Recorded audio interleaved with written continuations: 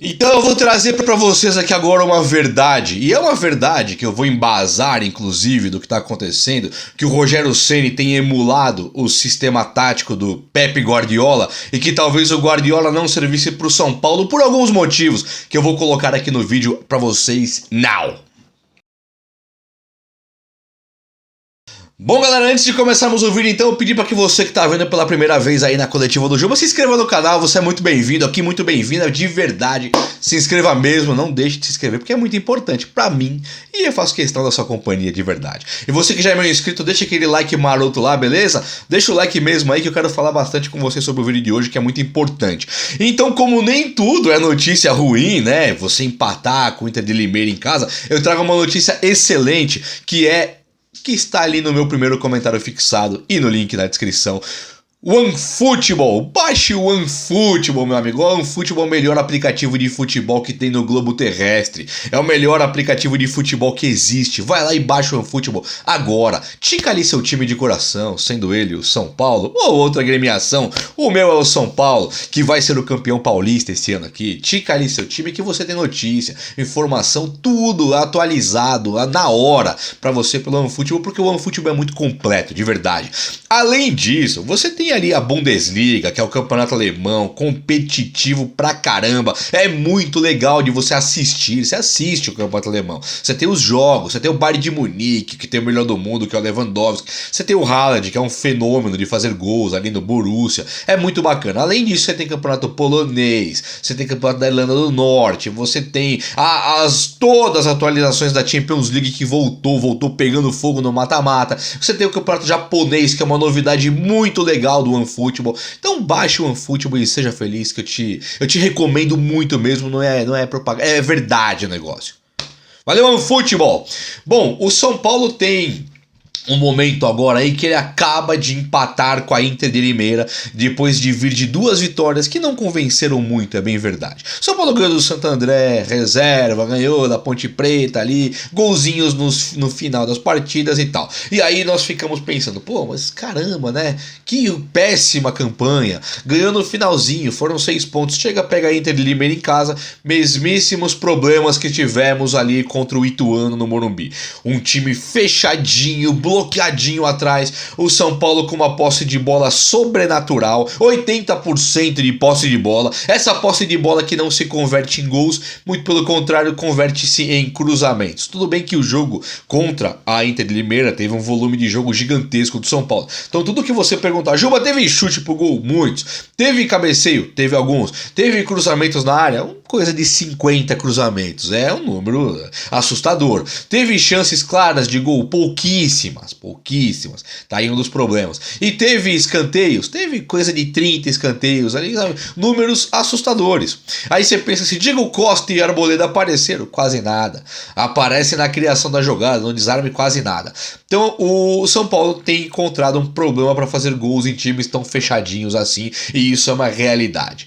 O Pep Guardiola tem esses mesmos problemas, tanto que ele não ganha Champions lá com o Manchester City, e ele tem feito esse tipo de trabalho. O Pep Guardiola é um dos pioneiros, um dos inventores desse futebol moderno aí, né? Você fala em futebol moderno, aí quando você tem os Guardiolas do futebol moderno, há quem diga que o Guardiola é o Guardiola dos Guardiolas. A frase péssima de se pensar, ele é o Guardiola dos Guardiolas, né?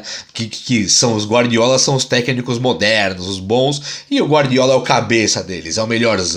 E o que ele tem feito? Eu vou até ler para vocês aqui só um número aqui, uma escalação. Na frente, ele joga com o Guardiola, Mahrez, canhotinho, que era meu pai, aquele time inglês lá que tinha o Vardy lá, o Leicester. Então tem o Mahrez ali jogando pela direita, tem o Bernardo Silva, tem o Foden, tem o De Bruyne na criação e o Sterling que cai pela esquerda. Então ele tem Mahrez, Bernardo Silva, Foden, De Bruyne e Sterling. São 5 homens de ataque. 5 homens de ataque. Nicão, Gabriel Sara, Marquinhos, Caleri e o... Quem que é o quinto aí? E jogou o lateral direito, que jogou quase como se fosse um atacante, ou jogou até mesmo o Léo quase que sendo um atacante. Depois disso, o Rogério Ceni ele colocou Rigoni e Éder. Olha só, ele entrou com 4 homens no ataque ali, Nicão, Caleri, Marquinhos e Sara. Depois ele colocou Rigoni, Éder e o Juan. Então ele colocou 7 ataques, salvo e Alisson. São 8 atacantes que o Rogério Ceni colocou para ganhar da Inter de Limeira em casa. Não ganhou, mas os 8 atacantes estavam em campo, jogaram ali. O que o São Paulo tinha de melhor e umas promessas aí, Marquinhos e o menino lá, o Juan. São duas promessas do futebol brasileiro, duas promessas do São Paulo, que o Rogério Ceni também colocou e não conseguiu encontrar os gols. São Paulo joga no formato tático posicional. O que isso quer dizer? Ficam caras posicionados taticamente para que abra espaços em outros lugares do campo. Então o São Paulo tem encontrado sérios problemas para fazer gols e tem cruzado muitas bolas na área. O que o Rogério Ceni faz? Ele abre o Léo na esquerda, ele abre o Nicão na direita, ou o Marquinhos junto com o Nicão, inclusive, Nicão vindo por aqui pelo meio, mas caindo para a direita, Rafinha avançado. Coloca o time, o Gabriel Sara bem na esquerda, bem aberto ali, até que o São Paulo consegue criar um corredor central. É isso aí. Vou abrir o Marquinhos na ponta direita para que ele leve a marcação para lateral, para que Nicão venha num corredor central, conseguindo o arremate, conseguindo o seu chute. Esse é o futebol posicional, tá? Nós temos aí o 4-1-4-1, o box-to-box, tudo que formas de falar sobre as táticas atuais. E esse jogo posicional é uma delas. Tem o jogo reativo. Todo time contra o São Paulo tem entrado com jogo reativo, o que está atrapalhando bastante o time do São Paulo. Esse jogo reativo é um jogo que é quem propõe a jogar no contra-ataque. Pepe Guardiola, Jürgen Klopp, o Rogério Ceni, o Diniz, esses caras, o Osório, caras que pensam futebol de forma moderna, eles encontram uma dificuldade extrema para contra-atacar os adversários e eles encontram uma dificuldade extrema de ser rápidos na frente. Por quê? Porque o adversário está plantado atrás. Muito da nossa crítica com o Fernando Diniz foi isso. O Diniz, você não chega rápido na frente, ninguém dribla, tá faltando você chegar rápido, você contra-atacar. O que acontecia? 10 homens do São Paulo na frente, tic-tac, tic-tac, tic-tac, tic-tac, perdia a bola, contra-ataque contra você e contra o Diniz a bola entrava. Tomava gol em todos os times. O Rogério Ceni tá tomando menos gols. Não tomou gol agora, por exemplo, da Inter de Limeira, um time fraquíssimo. Não tomou gol do Ituano, um time fraquíssimo. Quando for os times principais, isso vai acontecer? Não sabemos se vai tomar os gols ou se o São Paulo vai encontrar um pouco mais de liberdade para atacar. O fato é que o Rogério Ceni precisa se preocupar muito com isso. O São Paulino precisa se preocupar muito com esses sistemas defensivos muito parados atrás. Porque no Brasil, o Atlético Mineiro vai atacar o São Paulo, Flamengo vai atacar o São Paulo e Corinthians vai atacar o São Paulo. Palmeiras, não, man. Conhecemos o Abel Ferreira lá. Quem mais aí que vai atacar o São Paulo? Não tem muito time que vai atacar o São Paulo no Brasileirão. Então o São Paulo tem 38 rodadas no Campeonato Brasileiro, onde 90% dos times não irão atacar o São Paulo. Esse problema, que já é recorrente no São Paulo, de não encontrar os espaços na zaga, esse problema vai continuar. Então o Rogério Ceni precisa encontrar um subterfúgio ali, uma forma, qualquer que seja, de buscar esses espaços. O Rogério Ceni dá uma entrevista coletiva muito lúcida, porém muito preocupante. Ele fala: eu não montei um time, o São Paulo não montou um time para contra-atacar. E mesmo que montasse, não ia contra-atacar Inter de Limeira, não ia contra-atacar Ituano, não ia contra-atacar Santo André, não ia contra-atacar Ponte Preta. Os caras praticam quase que um antijogo. A Inter de Limeira ontem praticou quase que um antijogo. Se é no MMA, o juiz fala, luta, o cara perde ponto por ficar assim. Se é no judô, o cara perde ponto por ficar parado. A Inter de Limeira entrou pra ficar parada e começou a cera com 5 minutos, o goleiro começou a cair. O São Paulo dessa vez não conseguiu encontrar o gol, o que traz um alerta de um problema já recorrente que foi camuflado pelo gol que saiu contra o Santo André e pelo gol que saiu contra a Ponte Preta, tudo no finalzinho do jogo. Então o São Paulo conseguiu as vitórias, camufla um pouco do problema, mas o problema existe e ele é real. E ele vai além. Guardiola também tem esse problema. Klopp, quando não ganha assim também, propondo jogo, posse de bola e tal. Então até que ponto esse futebol moderno é tão inteligente? Se você analisar os times de muita retranca, também não são campeões muitas vezes. Então o que precisaria acontecer? Precisa que o futebol ele volte a ter no mínimo uma proposta de jogo de dois times. Não pode somente um time propor jogo e o outro não. É por isso que muita gente é adepto da defesa de parar os regionais. Porque o regional, se você ganha, não serve para nada e você fica jogando contra times que jogam somente para se defender com você. Acarreta que você não ganha muita grana no campeonato, acarreta que você não consegue preparar seu time porque você jogou só contra retrancas e você tem jogadores machucados, cansados, tem que revezar porque começa agora a Sul-Americana, a Copa do Brasil, o Brasileiro e Libertadores para quem está na Libertadores. Então o problema está aí e tem que ser resolvido. Dito tudo isso, vou passar um pouquinho pelo jogo aqui hoje. O Jandrei, Volpe, Arboleda, nada a dizer do Arboleda. Volpe, não, né? Jandrei, o Diego Costa e o Arboleda, nada a dizer dos caras. Achei que o Rogério Ceni errou, e errou feio, de colocar o Léo e o Rafinha, os dois, tá? Porque o São Paulo ia jogar contra o Inter de Limeira, um time que somente se defende, tão somente se defende. O Reinaldo é muito mais ofensivo, tanto que ele melhorou o time quando ele entrou. Ou poderia ser o Wellington, que também tem características ofensivas muito melhores do que a do Léo, e poderia ser na direita o Igor Vinícius, que vem de uma confiança um pouquinho maior, não do Rafinha, mas ele vai até o fundo do campo. Ele fez gols recentemente, o futebol dele está melhor esse ano.